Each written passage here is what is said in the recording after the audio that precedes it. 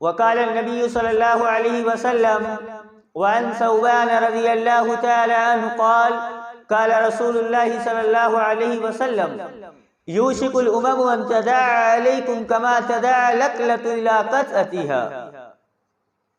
فقال قائل ومن قلة يومئذ يا رسول الله؟ فقال بل أنتم يومئذ كثير ولكنكم غثاء كغثاء السيل ولا ينزعن الله من صدور عدوكم المهاب منكم ولا يكسفن الله في قلوبكم الوهن.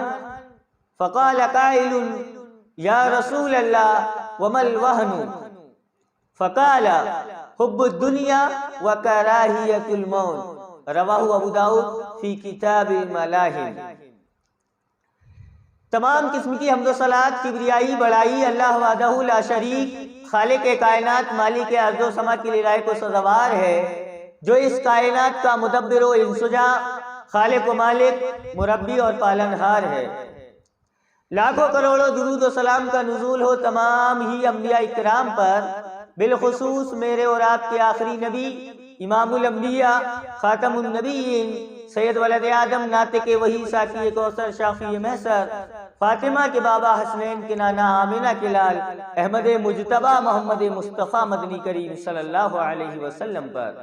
اللہم صلی علی محمد وعلی آل محمد کما صلیت علی ابراہیم وعلی آل ابراہیم انکا حمید مجید.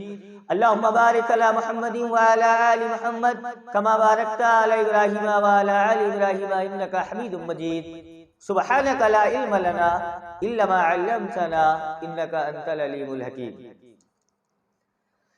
محترم بزرگوں، عزیز دوستوں، پیارے بچوں، آج کے اس خطبہ جمعہ میں ہم جس موضوع کے تحت آپ حضرات سے خطاب کریں گے وہ موضوع ہے مسلمانوں کی ذلت و رسوائی کے اسباب. مسلمانوں کی ذلت و پستی کے اسباب، مسلمانوں کی ذب و حالی کے اسباب کیا ہے. دیکھیے گا کہ اللہ تبارک و تعالیٰ نے اس امت کے تعلق سے ایک بہترین انعام دیا ہے. اللہ تبارک و تعالیٰ نے اس امت کو افضل امت بنایا ہے، اس امت کو بہترین امت بنایا ہے، اس امت کو خیر امت بنایا ہے. اللہ تبارک و تعالیٰ نے قرآن مقدس کے اندر کہا کنتم خیر امت اخرجت للناس تأمرون بالمعروف وتنہون عن المنکر، کہ یہ اس امت محمدیہ کے اور امت محمدیہ کے لوگوں کے لیے یہ اعزاز و انعام ہے کہ اللہ تبارک و تعالیٰ نے اس امت کو خیر امت بنایا ہے، بھلائی والی امت بنایا ہے، افضل امت امت محمدیہ بنایا ہے. لیکن اگر آج ہم پوری دنیا میں نظر ڈالیں تو دیکھیں کہ کیا یہ امت محمدیہ افضل امت ہے یا بہترین امت ہے؟ کیا وجہ ہے کہ موجودہ دور میں مسلمان ذلت و رسوائی کا شکار ہے، ذلت و پستی کا شکار ہے؟ وہ قوم، وہ امت جو سب سے اول تھی، آج دنیا میں نظر ڈالے تو معلوم ہوتا ہے کہ وہ قوم سب سے آخر ہے. جو قوم سب سے زیادہ کامیاب و کامران تھی، آج سب سے زیادہ ناکام وہ قوم ہے. جو قوم سب سے زیادہ عزت والی تھی، آج وہ سب سے زیادہ ذلت و پستی والی ہے. کیا بات ہے! اگر آپ دیکھیں تو آئے دن مسلمان ذلت و رسوائی کا شکار ہو رہے ہیں. کبھی داڑھی ٹوپی کے نام پر، کبھی مسجد و مدرسے کی تعمیر کے نام پر، کبھی حجاج کے نام پر، کبھی طلاق ثلاثہ کے نام پر، اور اب تو چھوڑیے گا، اب تو گوشت کے نام پر مسلمان آئے دن ذلت و رسوائی کا شکار ہو رہے ہیں. مسلمان پستی کی طرف جا رہے ہیں، چاہے وہ اقتصادی معاملے میں ہو، چاہے وہ سیاسی معاملے میں ہو، چاہے وہ مذہبی معاملے میں ہو، چاہے وہ معیشت اور معاشی معاملے میں ہو. اگر آپ دیکھیں گے تو مسلمان آپ کو ہر میدان میں پچھڑا ہوا نظر آئے گا. آپ دیکھیے گا پوری قوم مسلمانوں کے پیچھے لگی ہوئی ہے، پوری دنیا مسلمانوں کے پیچھے لگی ہوئی ہے، سارا میڈیا مسلمانوں کے پیچھے لگا ہوا ہے، ظالم طاقت اور ظالم حکمراں مسلمانوں کے پیچھے لگے ہوئے ہیں. آئے دن مسلمان پریشان ہے، مسلمان ستائے جا رہے ہیں، مسلمان مارے اور کاٹے جا رہے ہیں، مسلمانوں کے اوپر ظلم و زیادتی کے پہاڑ توڑے جا رہے ہیں، مسلمان مظلوم و محقور نظر آ رہے ہیں۔ کیا بات ہے کہ امت محمدیہ ایمان والی ہونے کے باوجود، عزت والی ہونے کے باوجود آج ہر میدان میں، ہر مقام میں ذلت و رسوائی جھیل رہی ہے۔ اور سب سے بڑی بات تو یہ ہے، اور سب سے بڑا عالمیہ اور مسئلہ تو یہ ہے کہ ان حالات سے نپٹنے کے لیے مسلمانوں کے پاس نہ کوئی سماجی طاقت ہے، نہ سماجی لیڈر ہے، اور نہ کوئی سیاسی لیڈر ہے۔ آئے دن مسلمانوں کے تعلق سے قانون بنایا جاتا ہے، یہ ملک ہمارا ہے، اس ملک میں ہم رہیں گے، ہمارے تعلق سے یہ کہا جاتا ہے اگر اس ملک میں رہنا ہوگا، یہ کہنا ہوگا، ایسا رہنا ہوگا، ایسے جینا ہوگا۔ اب تو چھوڑیے گا، خواہش دوسروں کی ہے، چوائس دوسروں کی ہے، ان کے خواہش کے مطابق سے مجھے اور آپ کو اس ملک میں رہنا پڑے گا۔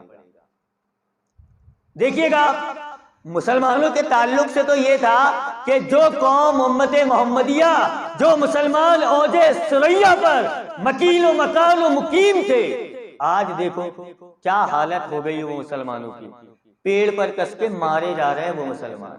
کہا جاتا ہے کہ کیسر و کسریٰ، خلافت عباسیہ، خلافت عثمانیہ میں مسلمانوں نے اپنی معیشت، اپنی اقتصادی، اپنی معاشی اور اپنی تعلیمی زندگی کا ایک لوہا منوایا ہوا تھا۔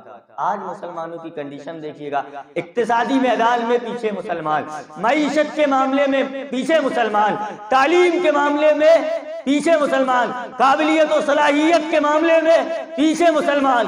جو قوم سب سے اول تھی آج سب سے زیادہ وہی قوم سب سے آخر ہو گئی۔ مسلمانوں کی زندگی بڑی بد سے بد گزرتے جا رہی ہے۔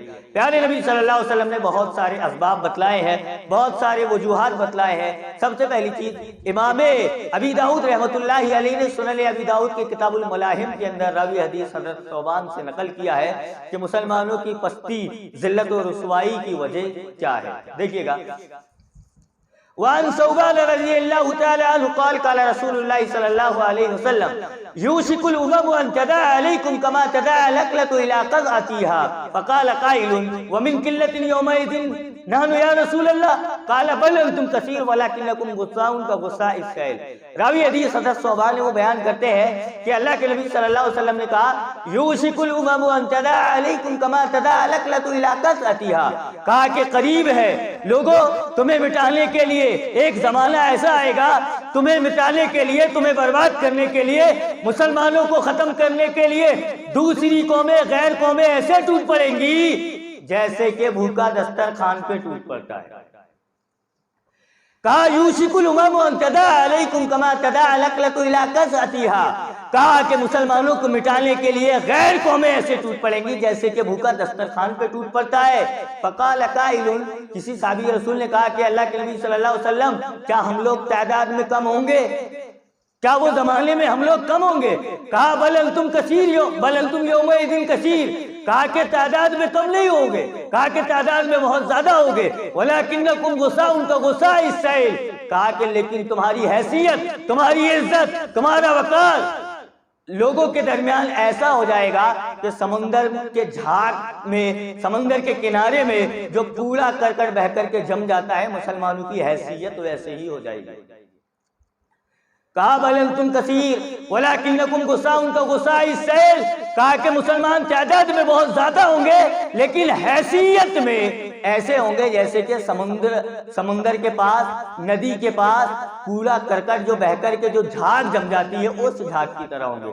کہا کہ وَلَا يَنزِعَنَّ اللَّهُ مِن صُدُورِ عَدُوِّكُمُ الْمَحَابَةَ، کہا کہ اللہ تبارک و تعالیٰ دشمن کے دل سے تمہارے خوف کو ختم کر دے گا، ولیکن کہا کہ اللہ تبارک و تعالیٰ دشمن کے دل سے تمہارے ڈر کو ختم کر دے گا، وَلَا يَقْذِفَنَّ اللَّهُ فِي قُلُوبِكُمُ الْوَهَنَ، اور تمہارے دل میں ایک بیماری پیدا ہو جائے گی جسے واہن کہتے ہیں۔ آج دیکھیے گا مسلمان قوم کے تعلق سے ہر قوم ڈرتی تھی، یہ مسلمانوں کی تاریخ ہے۔ کہا جاتا ہے کہ کیسر و کسرا جیسی طاقت، رومی یا یورپ جیسی طاقت کو مسلمانوں نے اپنے پیروں کے نیچے دبایا ہوا ہے، اپنے پیروں کے نیچے۔ مسلمان کسی سے ڈرنے والے نہیں ہوا کرتے تھے، مسلمان جس طرف جاتے تھے ایک حکمرانی قائم کرتے تھے۔ آج دیکھو مسلمانوں کی کنڈیشن اور کیفیت کیسی بچی ہوئی ہے۔ دشمنوں کے دل میں مسلمانوں کا خوف بچا ہوا ہے؟ بالکل بھی نہیں۔ مسلمانوں کو تو کہیں بھی دشمن جب چاہتا ہے، جب جی میں آتا ہے، جس وقت آتا ہے، جہاں آتا ہے، مسلمانوں کو کاٹ کر کے ختم اور برباد کرنے کی کوشش کرتی جا رہی ہے۔ ملک کے حالات دیکھو تو ایسا لگتا ہے کہ آج کے زمانے میں، آج کے اس دور میں ہر چیز کی کوئی نہ کوئی قیمت ہے، لیکن خون مسلم بے قیمت ہو کر کے رہ گیا ہے۔ مسلمانوں کے خون کو ایسے پانی کی طرح بہا دیا جا رہا ہے۔ دشمنوں کے اندر سے، غیر قوموں کے اندر سے مسلمانوں کے جو ڈر تھا، جو خوف تھا، وہ مٹ گیا ہے۔ اب مسلمانوں کے اوپر لوگ حکمرانی کر رہے ہیں، ظالم بادشاہ مسلمانوں کے اوپر مسلط ہو رہا ہے، میڈیا مسلمانوں کے اوپر مسلط ہو رہا ہے۔ مسلمانوں کا ڈر، یہ قوم کا ڈر اللہ تبارک و تعالیٰ نے ایسا رکھا تھا کہ کبھی کو امام بخاری رحمۃ اللہ علیہ نے صحیح بخاری کے کتاب الوحی کے اندر ایک واقعہ بیان کیا ہے کہ روم کا جو بادشاہ تھا، یورپ کنٹری کا جو بادشاہ تھا ہرقل، ابو سفیان کا جب لشکر گیا تھا بزنس کے تعلق سے، تجارت کے تعلق سے، تو ابو سفیان کو بلایا، کہا کہ یہ محمد نامی جو شخص ہے، اس کے قریبی رشتہ دار میں جو بھی ہے وہ آگے آ جائے اور سارے کے سارے لوگ پیچھے چلے جائیں۔ اور ہرقل نے یہ کہا تھا کہ ابو سفیان کو آگے بلایا، اور بلانے کے بعد ابھی ایمان نہیں لائے تھے، اور پیچھے ان کے ساتھیوں کو کیا، کہا کہ میں جو بھی سوال پوچھوں، اور کہا کہ یہ شخص جو ہے ابو سفیان اگر یہ جھٹلا دے، کہا تو پیچھے جو ساتھی ہے وہ تم اس کو جھٹلا دینا، یہ بتلا دینا یہ جھوٹ کہہ رہا ہے۔ ابو سفیان کہتے ہیں کہ مجھے اگر اس بات کا خوف نہیں ہوتا تو شاید میں اللہ کے نبی صلی اللہ علیہ وسلم کے تعلق سے ضرور جھوٹ بولتا، ایک بھی سچائی بیان نہیں کرتا۔ تو ہرقل نے بہت سارے سوالات ابو سفیان سے پوچھے، ابو سفیان نے ہر سوال کا سچائی کے ساتھ جواب دیا۔ ہرقل بادشاہ نے کہا تھا کہ وہ وقت قریب ہے کہ جس جگہ پر میں کھڑا ہوں بہت جلد تمہارے وہ نبی محمد صلی اللہ علیہ وسلم ہوں گے، اور جس جگہ پر تم کھڑے ہو، یہ ہرقل جو بادشاہ، جو روم کا بادشاہ ہے، تمہاری جگہ پر میں ہو جاؤں گا۔ یہ مسلمانوں کا ایک خوف، ایک رعب، ایک دبدبا، ایک وقار، ایک عزت و حیثیت ہوا کرتی تھی کہ اللہ تبارک و تعالیٰ نے غیر مسلموں کے اندر بھی مسلمانوں کا خوف جاری رکھا ہوا تھا۔ آج دیکھو مسلمانوں کی کنڈیشن، کیفیت کیا ہے، بالکل بھی غیروں کے اندر سے مسلمانوں کا خوف ختم ہو گیا۔ کہا وَلَا يَنزِعَنَّ اللَّهُ مِن صُدُورِ عَدُوِّكُمُ الْمَهَابَةَ مِنْكُمْ، کہا کہ اللہ تبارک و تعالیٰ تمہارے ڈر اور خوف کو غیر قوموں کے اندر سے مٹا دے گا۔ وَلَا يَقْذِفَنَّ اللَّهُ فِي قُلُوبِكُمُ الْوَهْنَ، اور تمہارے اندر وہن کی بیماری پیدا ہو جائے گی۔ فقال قائل یا رسول اللہ وما الوہن، کسی کہنے والے نے کہا کہ اللہ کے نبی صلی اللہ علیہ وسلم یہ جو بیماری ہے وہن، یہ کس قسم کی ہوگی؟ آپ صلی اللہ علیہ وسلم نے کہا حب الدنیا وکراہیت الموت، کہا کہ دنیا سے محبت اور موت سے نفرت، یہی وہن ہے۔ آج مسلمانوں کی کنڈیشن دیکھیے گا کیا ہے، مسلمانوں کی زندگی دیکھیے گا کیا ہے۔ دنیا سے محبت اور موت سے اتنی زیادہ نفرت ہو گئی کہ کوئی بھی شخص مرنا ہی نہیں چاہ رہا۔ ہر شخص دنیا داری میں لگا ہوا ہے۔ یہ دنیا کی رنگینی اور لپیٹ میں آ کر کے انسان اپنے مقصد وجود، مقصد اساسی کو بھول گیا اور صرف دنیا ہی دنیا کرنے پر لگا ہوا ہے، دنیا ہی دنیا۔ مذہب اسلام مال کے کمانے پہ بندش نہیں لگاتا، مذہب اسلام دنیا کے کمانے پہ بندش نہیں لگاتا۔ مذہب اسلام تو دنیا کا اکلوتا اور واحد مذہب ہے جو لوگوں کو تحصیل مال کے راستے بتاتا ہے۔ مال کی کمائی پہ بندش نہیں ہے۔ مال آپ کمائے، خوب اچھے طریقے سے دنیا کمائے، لیکن میرے اور آپ کا دنیا کمانے کا مقصد صرف اور صرف آخرت کی کامیابی ہونا۔ آج دیکھو لوگ اپنے آخرت کو بھول کر کے پوری صرف اور صرف دنیا داری پہ لگے ہوئے ہیں۔ سونے سے پہلے دنیا، اٹھنے کے بعد دنیا، روز یہی سوچ رہے ہیں کسے چونا لگانا ہے، کسے ٹوپی پہنانا ہے، کسے دھوکہ دینا ہے، مال کہاں سے کمانا ہے۔ حلال و حرام کی تمیز بالکل ختم ہو گئی۔ مجھے بس امیر بننا ہے، پیسہ میرے پاس آ جائے، لوگ مجھ سے ڈرے، میرا دبدبہ بنے، لوگ مجھے ہاتھ اٹھا کر کے سلام کرے، بس یہی پر آدمی کا سارا دن راتیں کٹ رہی ہے۔ اور آخرت کو آدمی بالکل بھی بھولا ہوا، بالکل بھی آخرت کو بھول ہی گیا۔ جبکہ آپ اور میں اچھے طریقے سے دنیا کمائے، مذہب اسلام نے دنیا اور مال کمانے پہ بندش نہیں لگائی، لیکن میرا اور آپ کا دنیا کمانے کا مقصد صرف اور صرف آخرت کی کامیابی ہونا چاہیے، کہ میں دنیا بھی کماؤں آخرت بھی کماؤں۔ اللہ کے نبی صلی اللہ علیہ وسلم نے ہمیں بہت پیاری دعا سکھلائی ہے، قرآن مجید میں وہ دعا موجود بھی ہے۔ کیا ہے؟ ربنا آتنا فی الدنیا حسنہ وفی الآخرۃ حسنہ وقنا عذاب النار۔ سارے شخص اس دعا کو یاد کر لے کہ اللہ تبارک و تعالیٰ مجھے دنیا اور دنیا کے ساتھ بہترین طریقے سے آخرت بھی نواز۔ دنیا کمانے سے منع نہیں کیا گیا، لیکن دنیا کمانے کے چکر میں اور آپ آخرت کو بھول جائیں، یہ بہت ہی بری چیز ہے۔ تو مسلمانوں کی ذلت و پستی کے اسباب سب سے زیادہ دنیا کی رنگینیوں میں آ کر کے مسلمان پھنس گیا ہے، اب دنیا سے نکلنا نہیں چاہ رہا ہے۔ دوسری بڑی وجہ عمر بن خطاب رضی اللہ تعالیٰ عنہ نے بیان کیا ہے، کہا ان اللہ یرفع بہذا الکتاب اقواما ویضع بہ آخرین۔ قرآن کا نزول آسمان کی طرف سے ہوا ہے، اوپر سے قرآن مجید کا نزول ہوا ہے۔ آپ دیکھیے گا قرآن مجید آسمان سے نازل ہوا ہے، جس قرآن مجید کو ہم پکڑیں گے تو بلندی کی طرف جائیں گے، اور جس قرآن مجید کو ہم چھوڑیں گے تو پستی کی طرف جائیں گے۔ آج مسلمانوں کا حال دیکھیے گا کیا ہے۔ قرآن مجید سے ان کا ربط کتنا ہے، قرآن مجید سے تعلق کتنا ہے، کتنے مسلمان جو ہے روزانہ قرآن مجید کی تلاوت کرتے ہیں، اس پہ عمل کرتے ہیں، اس کی نشر و اشاعت کرتے ہیں۔ ارے آپ چھوڑیے گا قرآن کو لے کر کے تو مسلمان سیریس ہی نہیں ہے۔ جس کتاب قرآن مجید پر ایمان میرا اور آپ کا ہے، وہ قرآن مجید کو لوگ بھولے ہوئے ہیں، بھولے ہوئے۔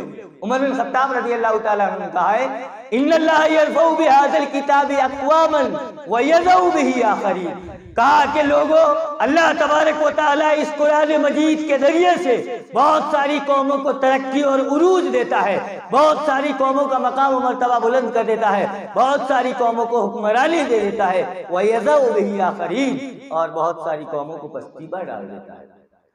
جو قوم قرآن مجید کو پڑھتی ہے، عمل کرتی ہے، اس کی دعوت و تبلیغ کرتی ہے، اللہ تبارک و تعالیٰ اس قوم کو بلندی دیتا ہے، اور جو قوم اس قرآن مجید سے تعلق کو ختم کر لیتی ہے، اللہ تبارک و تعالیٰ اس قوم کو پستی پہ ڈال دیتا ہے، پستی پہ ڈال دیتا ہے۔ آج دیکھیے گا ہم اور آپ کے پاس کیا معاملہ ہے۔ اگر کسی کا بچہ میتھس میں کمزور ہو، الگ سے ٹیوشن لگا دیتے ہیں، صبح بھی ٹیوشن جائیں گے، دوپہر میں اسکول جائیں گے، پھر شام کو آ کر 5 بجے پھر ٹیوشن جائیں گے۔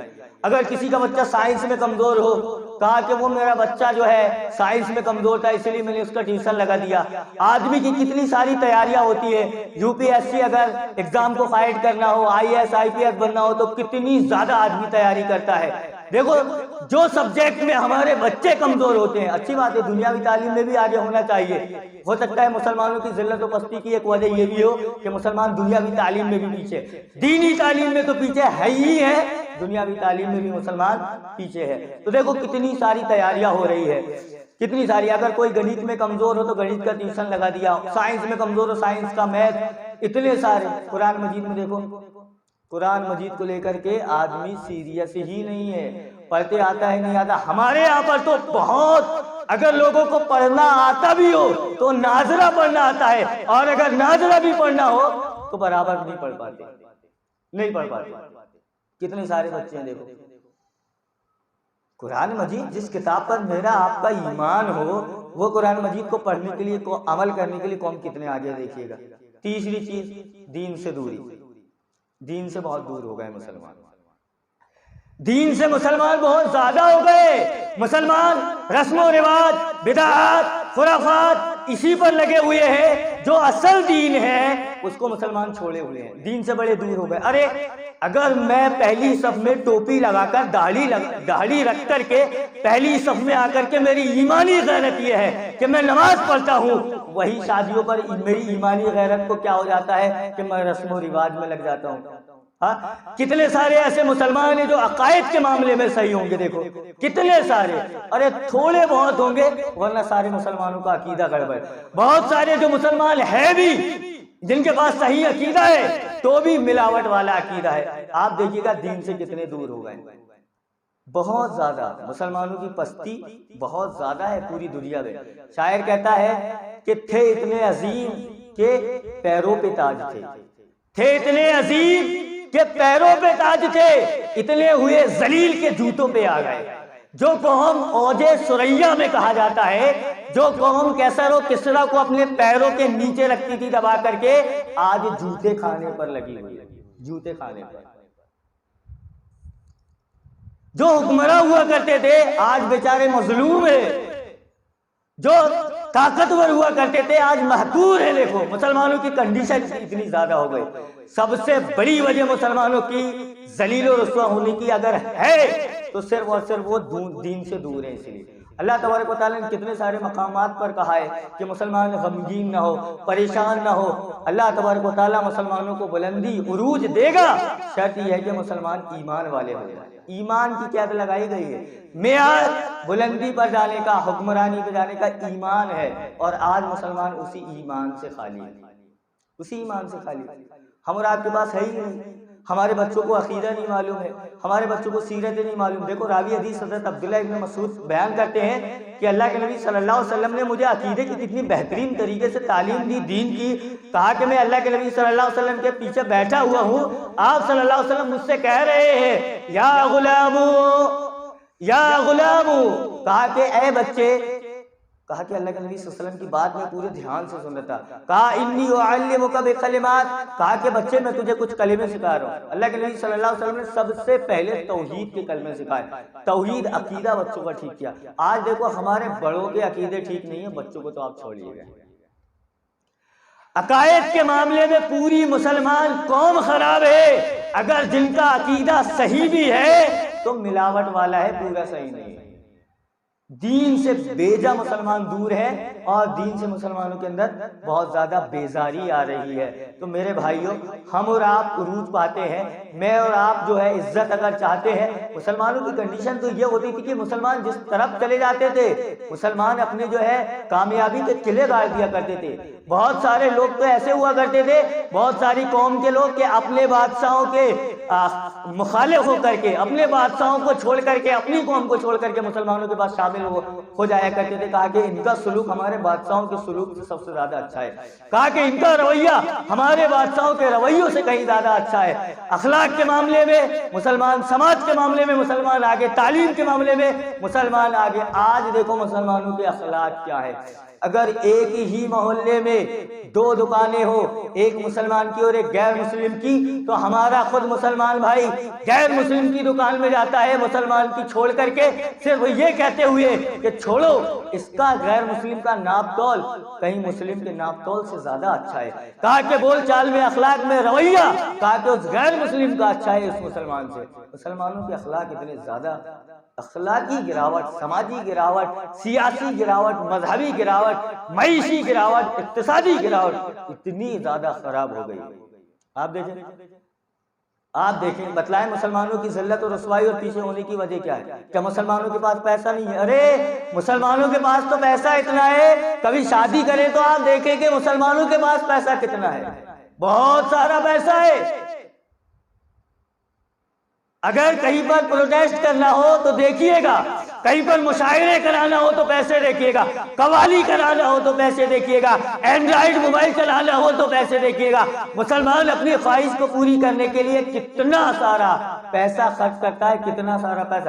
اقتصادی معاملے میں مسلمان پیچھے ہو سکتا ہے لیکن کم ہے، ایسا بالکل بھی نہیں ہے، پیسہ تو بہت سارا ہے، زر، مال، دولت، ہر چیز مسلمانوں کے پاس ہے، اس کے باوجود مسلمان پچھڑا ہوا ہے صرف اسی لیے کہ مسلمانوں کے پاس ہر چیز ہے لیکن ایمان کی، عقیدے کی بڑی زیادہ کمی ہو گئی ہے۔ مسلمان دین سے بہت زیادہ دور ہو گئے ہیں۔